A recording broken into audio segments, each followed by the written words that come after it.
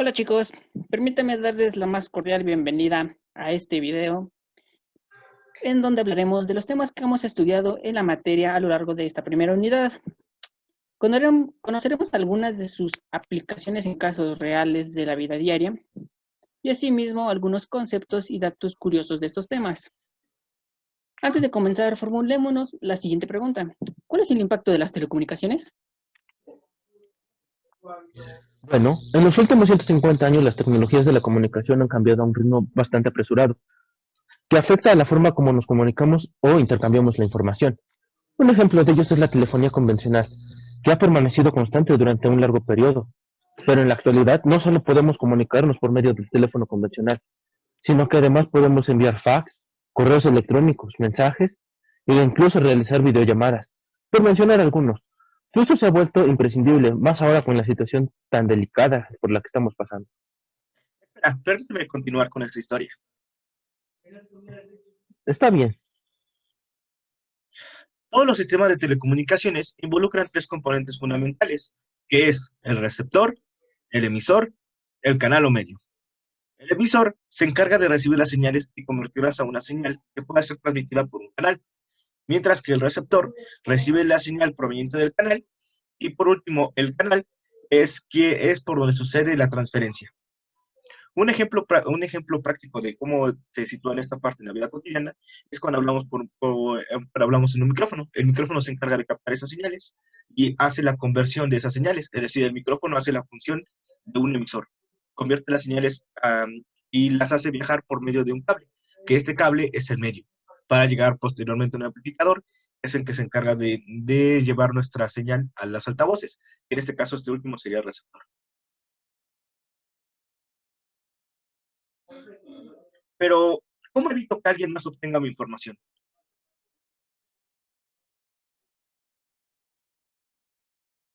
Claro, para evitar este tipo de desgracias, existen códigos y protocolos que nos permiten mantener segura nuestra información. Mientras circula por el canal para llegar a su destino final, uno de estos protocolos más conocidos es el TCP, por sus siglas Protocolo de Control de Transmisión. Como lo vemos en la siguiente imagen, el funcionamiento de este protocolo TCP. Espera, me estoy perdiendo. ¿Qué es una señal? Esa es una excelente pregunta. Una señal son ondas electromagnéticas, es decir, rangos de frecuencias, propagadas a través de un medio de transmisión. Me pregunto si existirán distintos tipos de señales. Por supuesto que las hay. ¿En serio? ¿Cuáles son? Bueno, déjame hablarte cuatro de manera general. La primera, la señal analógica, que es una función matemática continua. Después, la señal digital, que nos puede proporcionar únicamente dos datos. Estos pueden ser vistos ya sea de la parte digital, que se representa con ceros y unos, o vistos desde una parte gráfica, que se representan con los altos y bajos. También me gustaría hablarte de la señal eléctrica. Esta puede entenderse como los distintos niveles de tensión, corriente, resistencia, capacidad, inductividad, impedancia y demás. Y bueno, para finalizar, la señal óptica, que se trata de cualquier forma de comunicación que utiliza luz como medio de transmisión. Ahora bien, ¿les parece si jugamos un juego? Este se llama Adivina si la señal de la imagen es analógica o digital.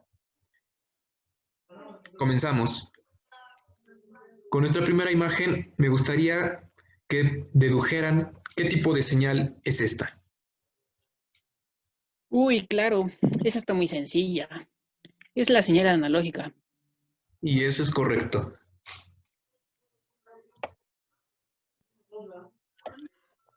Esa es igual de sencilla que la anterior. Esta señal es digital. Y acertaste. Espera, ¿existe algún modelo matemático para representar alguna señal?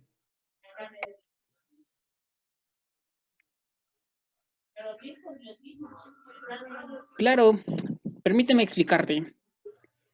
Empezamos que el análisis de Führer fue desarrollado por mi estimado y simpático Joseph Führer como de sus sucesores, en donde se tenía aplicaciones más profundas en el estudio de fenómenos naturales, análisis de señales y de datos. Ahora bien, en términos concretos, La serie de Fourier es representada por una función con una serie de constantes multiplicadas por funciones seno y coseno de diferentes frecuencias. Algo que debemos de recordar y tener siempre en mente es que la serie de Fourier es para las señales unidimensionales periódicas. Eso lo comprendo, pero ¿y entonces para las unidimensionales que no son periódicas? Permítame decirte la respuesta en 4 sencillas palabras. La transformada de Fourier. La representación de la transformada de Fourier es por medio de una integral.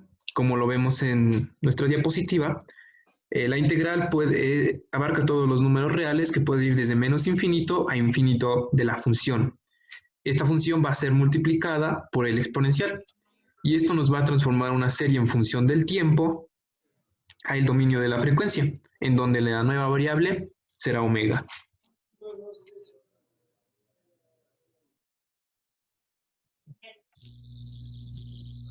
De igual manera es importante mencionar las dos formas de la serie de Fourier, la cual es, comenzando con la primera, es rectangular.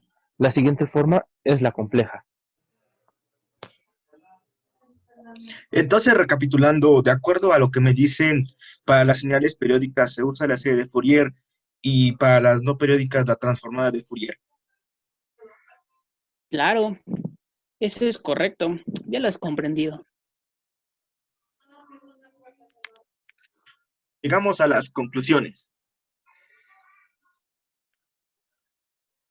Creo que una de las características principales a lo largo de esta presentación podemos observar las características de la señal analógica y digital.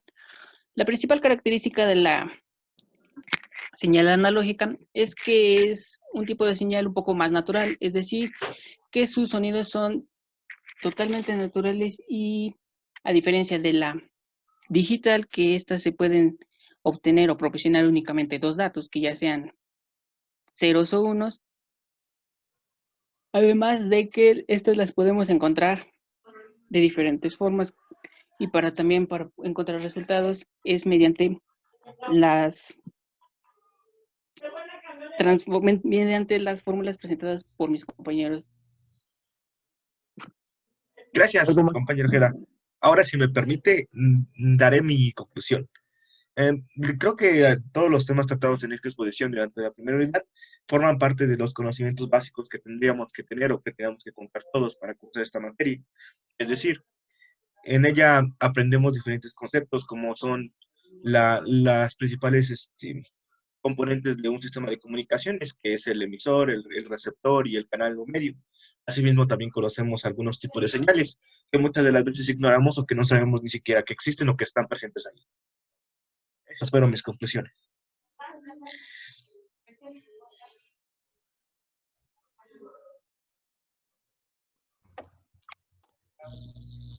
Si me lo permites, daré mi propia conclusión. Puedo decir que a lo largo del estudio de los temas de estas unidades, nos ha aportado el conocimiento necesario y suficiente también para poder identificar las diferencias entre el emisor, receptor y entre otros elementos. Asimismo, a diferenciar los tipos de señales, pues se comentaba que, por ejemplo, la señal digital es continua. Entonces, esto nos ha llevado también al estudio de las series de Fourier para el estudio de señales periódicas, asimismo de la transformada de Fourier para el estudio de las señales no periódicas. Y bueno, creo que esto nos da pauta para también conocer el funcionamiento, la estructura de una señal y también, por supuesto, en la vida real cómo es que funciona y cómo es que trabaja.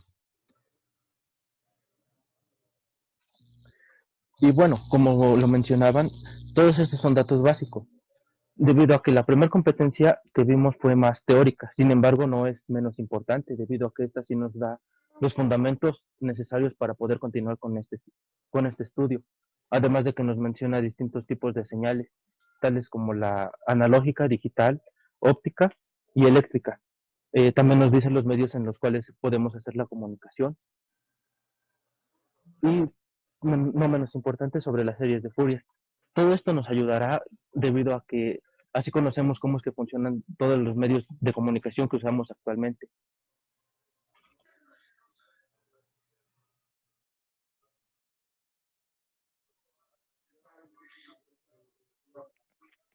Y bueno, ya para terminar, estas son nuestras referencias bibliográficas obtenidas de acuerdo a la información presentada.